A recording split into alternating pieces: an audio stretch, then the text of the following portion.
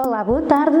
Cá estamos nós mais uma vez aqui na Biblioteca Municipal do Bom Barral para contar mais uma história desta vez que vai ser contada para toda a gente que queira ouvir com imenso gosto, mas sobretudo para a mala de herança do Tirol. É uma mala de herança construída a partir de várias malas de histórias de diversos países e que vai sendo cheia com os cantadores de histórias dos respectivos países, como acabei de dizer. Então, de Portugal, aqui neste momento, não de Lisboa, de onde a mala é oriunda, mas aqui do Bom Barral e da Biblioteca do Bom Barral, cá estou eu para dar o meu contributo para o Tirol com uma história chamada A Manta. Esta história é uma história aos quadradinhos de tecido e que foi escrita pela Isabel Munhoz Martins e ilustrada pela Yara Cono. Ora, esta história da manta é uma história muito bonita, sobretudo pelas palavras não ditas. Há palavras que eu vou contar e preciso delas, mas há outras que nós intuímos.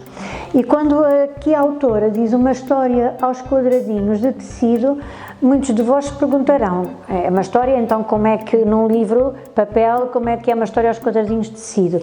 Exatamente pelo título, a manta. Todos nós na nossa vida, todos nós temos a nossa história, e a nossa história de vida é feita de pequenos pedaços que podemos imaginar que esses pedaços da nossa vida que nós vamos escrevendo na nossa história, desde que nascemos que os vamos escrevendo sem saber ler e escrever, mas já estamos a escrever a nossa história, é como que uma manta, que eu neste momento não tenho uma manta, mas tenho um saco de retalhos, é como se este saco de retalhos, se imaginarmos os mais pequeninos desde que têm a lembrança e desde que se lembram dos seus episódios da sua vida, dos mais felizes e dos menos felizes, esperemos que só se lembrem de coisas felizes, é mais ou menos como tivessem aqui este bocadinho de tecido. Tão engraçado que se nós construirmos em casa as nossas mantas com tecidos usados, nós vamos imaginar, por exemplo, olha, este bocadinho de tecido é de um pijama, e quando nós dizemos era do meu pijama, se calhar nós vamos lembrar-nos, olha, foi um pijama que eu usei quando estava doente, se calhar até foi um pijama que eu usei quando estava aquela coisa daquele bicho que se chamava corona, que tinha uma coroa, não era rei, mas tinha aquela coroa. Se calhar, quem sabe, eu andei muito tempo em pijama em casa. Ora, vamos guardar um quadradinho do tecido daquele pijama, vamos segurar e vamos guardar. Uma outra história, outro bocadinho de tecido, que, por exemplo, está aqui no saco, um tecido colorido. Se calhar esta menina olha para aqui e lembra-se, olha, isto era um bocado da boina que eu gostava tanto de usar e que levava para a escola, na minha cabeça, era tão bonita, cor-de-rosa, é a cor que eu gosto.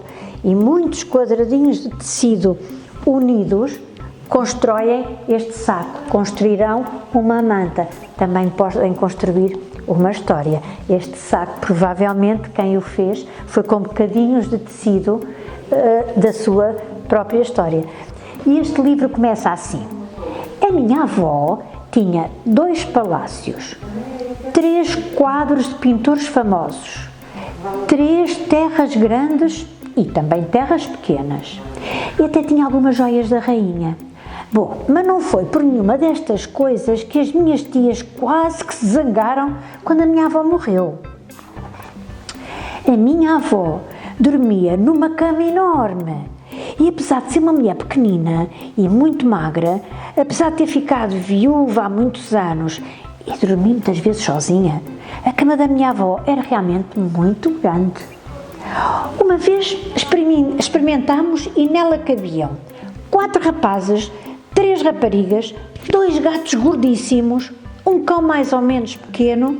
Olha, e coubemos todos lá, sem esforço, e até estávamos um bocadinho à larga. A minha avó diz que também lá estava e diz que até dormiu comigo e dormiu tão bem que dormiu como uma santa. A princípio, estranhávamos o colchão, que era duro. E os cobertores? Os cobertores tão pesados! Mas passado alguns minutos, não havia lugar melhor no mundo para estar. E nem lugar melhor do mundo para adormecer. A minha avó aquecia-me os pés e contava-me histórias antigas, até vir o sono. Não contava as histórias dos livros, não. E sabem por não? Porque não precisava. E sabem porquê que não precisava? Porque a minha avó tinha uma manta. A manta era enorme, feita de uma centena de pequenos retalhos. Cada retalho, cada história. Quando apontávamos para os retalhos, a minha avó dizia sempre: esse não tem nada para contar. Mas depois de repente começava: e a viagem era muito emocionante. E este, avó? Esse não tem nada para contar. Mas de repente lá começava ela: mas esse até era do vestido da tua mãe. Esse vestido até tinha um bolso pequenino, aqui mais ou menos à altura do peito. E a tua mãe dizia que vivia lá um gnomo. Olha, talvez tivesse razão, porque na verdade é que ela enchia o bolo de bolachas e as bolachas desapareciam sempre. E ria-se muito. E este, avó? Esse não tem nada para contar. Olha, mas se queres mesmo saber, esse era de uma toalha. Essa toalha foi-me oferecida como presente do meu casamento. Foram os meus padrinhos que me deram. Quando disse ao teu avô que ia nascer as tias gêmeas, entornou aqui em cima da toalha uma travessa inteira de ensopado. Assustou-se, e com razão. E a avó encolhia os ombros, muito divertida de ele estar a trazer à memória tantos episódios. Então, e este, avó? Esse não tem nada para contar. Pensando melhor, era de um avental da tua bisavó. Olha, por acaso, o avental que trazia no dia do carteiro era o mesmo avental que ela trazia no dia em que o carteiro lhe entregou a primeira carta do tio Luís. E essa carta ele dizia que estava bem, que andou com ele muito tempo, andou tanto tempo com ele, que passado um tempo chegou outra carta. E a avó suspirava a lembrar-se de tudo o que aquele retalho lhe fazia lembrar. Depois, a minha avó já ia lançada. Este aqui era de flores de uma saia da maluca da tia Bárbara. Este aqui de xadrez era de calções, dos calções do tio Filipe. Ficou em farrapos quando ele caiu de bicicleta e se machucou todo. E este aqui dos elefantes, comprei numa loja da Baixa. Olha, uma loja que estava em saldos. Uma loja muito cara, mas que em saldos lá consegui comprar. E até ainda fiz umas almofadas para umas cadeiras que lá estavam em casa.